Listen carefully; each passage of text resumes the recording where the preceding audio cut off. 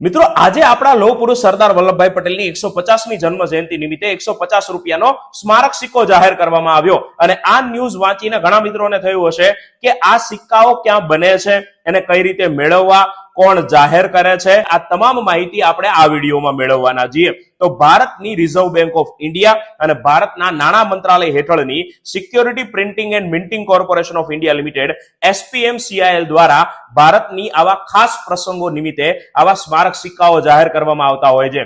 જેમ કે હમણાં જ ભારતના સ્વતંત્રતાના 75 વર્ષ પૂર્ણ થયા તો 75 રૂપિયાનો સિક્કો, એના બાદ મહાત્મા ગાંધીજીનો 150 રૂપિયાનો સિક્કો અને આપણા સરદાર વલ્લભભાઈ પટેલનો આ 150 રૂપિયાનો સિક્કો જાહેર થયા છે. તો આ SPMCIL હેઠળની 4 ટંકશાળ એટલે કે મિન્ટ આવેલી છે કલકત્તા, મુંબઈ, હૈદરાબાદ અને નોઈડાની અંદર. અને તમે જો સિક્કો જુઓ તો તમને એની પાછળ આપેલા ખાસ ચિહ્ન દ્વારા ખબર પણ પડી શકે છે કે કયો સિક્કો કઈ ટંકશાળની અંદર બન્યો છે.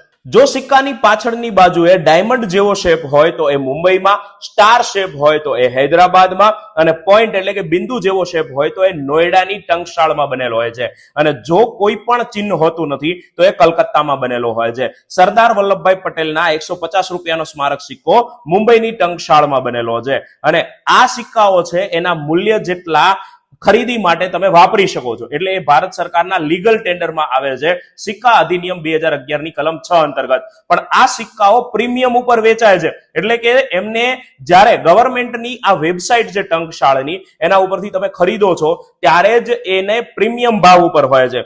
જેમ કે આ સરદાર વલ્લભભાઈ પટેલનો 150 રૂપિયાનો સિક્કો આ ભારત સરકારની ટંકશાળની વેબસાઇટ ઉપર 10,487 રૂપિયામાં મળે છે એના વુડન એટલે કે લાકડાના બોક્સ સાથે. જે લોકો આવા સિક્કાઓ ખરીદે છે એને વાપરવા માટે નહીં પણ કલેક્શન માટે ખરીદતા હોય છે. અને મેં કહ્યું એમ તમે ભારત સરકારની ટંકશાળની વેબસાઇટ જે નીચે આપેલી છે ત્યાંથી એને ખરીદી શકો છો. આ વર્ષ 2025માં ભારતે મહર્ષિ દયાનંદ સરસ્વતીના 200 વર્ષ, રાણી ચેન્નમ્માના 200 વર્ષ, સરદાર વલ્લભભાઈ પટેલના 150 વર્ષ, રાષ્ટ્રીય સ્વયંસેવક સંઘના 100 વર્ષ, ડોક્ટર ભૂપેન હજારિકા અને ડોક્ટર MS સ્વામીનાથન હરિયાળી ક્રાંતિના પિતા છે એમના 100 વર્ષ અને મેક ઇન ઇન્ડિયાના 10 વર્ષ નિમિત્તે 100 રૂપિયાનો એમાં તમામ ઘટનાના સ્મારક સિક્કાઓ જાહેર થયા છે.